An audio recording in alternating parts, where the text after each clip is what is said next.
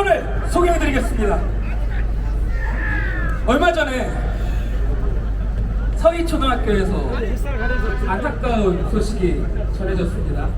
여러분들 그 소식 다 알고 계시지요?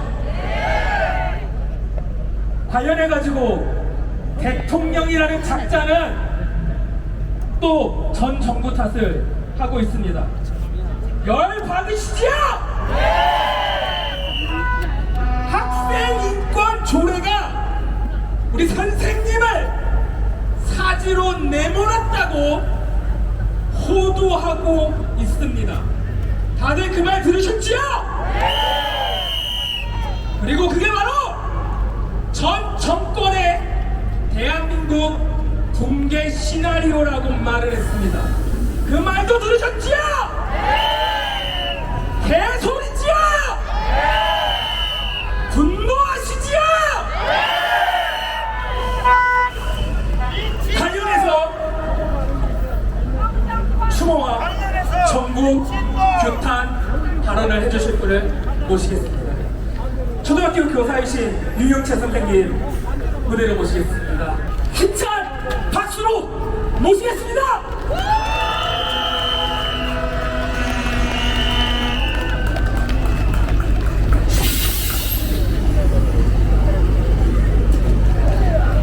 가슴에 박힌 깊은 상처와 슬픔이 여전히 가시지 않습니다. 세상을 떠나신 서희초 선생님의 죽음을 애도합니다. 아직도 서희초 선생님의 죽음이 가져온 비통함이 우리 모두를 무겁게 누르고 있습니다. 가슴이 너무나도 먹먹합니다. 이제 갓 20이 넘은 젊디 젊은 교사의 죽음은 자살이 아니라 타살입니다. 부모인 우리 세대와 우리 사회가 만든 거대한 비극을 마주하는 처참한 마음입니다. 우리 교육 문제는 교육 현장의 문제를 넘는 너무나 큰 원인이 있습니다. 시대를 바꾸는 과제가 함께 놓여 있습니다. 그렇지 못하면 진정한 변화를 기대할 수 없습니다. 그럼에도 불구하고 우리가 할 수 있는 최선의 방법을 찾아 노력해보고 싶습니다. 사건이 터지자 당장 교권 강화를 위해 학생 인권을 문제 삼는 발언이 나왔습니다. 윤석열 정부의 입장입니다. 그러나 이건 교육 현장에서 교사와 학생을 적대 관계로 몰아가는 방식입니다.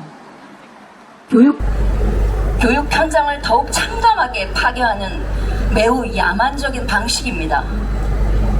우리에게 절실한 것은 인격적인 사제 관계입니다. 이를 존중하는 우리 사회의 노력입니다. 교사와 학생, 학부모는 한 배를 타고 가는 공동체입니다. 그 안에서 갈등이 생길 수 있는 가능성은 언제나 있습니다. 바로 그럴 때 어떻게 하는가? 그 자체가 또한 교육입니다. 그 교육적 여지를 짓밟는 법의 권력이 먼저 나서게 해서는 안 됩니다. 사회적 위계 질서가 그걸 찍어 누르게 해서도 안 됩니다. 그러면 결국 모두가 죽게 됩니다.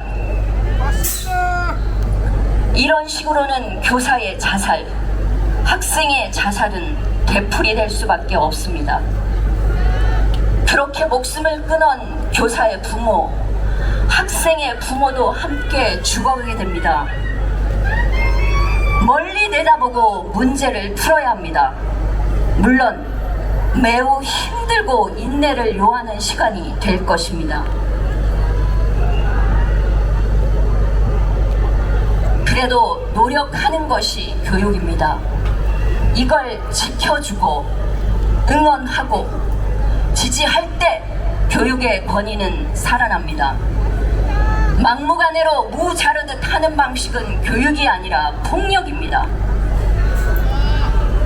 인격적 사제관계 문화를 만들기 위한 첫 번째 법적 징검다리는 무엇일까요? 당연히 교육 철학의 정립입니다. 하지만 이것도 교육 현장의 환경에 달려 있습니다. 그래서 가장 절실한 것이 바로 학급당 학생 수를 줄이는 것입니다. 교육은 함께이면서 동시에 개별적인 것이기 때문입니다. 그렇지 못하면 그 개인은 숫자가 되어버립니다. 평균치가 됩니다. 그걸 기준으로 교육을 하는 것은 교육 현장이 공장이 되는 것입니다. 학교는 자본주의 사회에서 다양한 소외를 경험한 개인들이 그 경험을 안고 모인 곳입니다. 작은 갈등에도 모순이 폭발적으로 드러날 수밖에 없는 구조입니다. 그래서 개인 간 갈등과 문제는 끊임없이 발생하기 마련입니다. 하지만 학교 당국, 교육 당국이 이를 대하는 방식은 무척 실망스럽기 짝이 없습니다.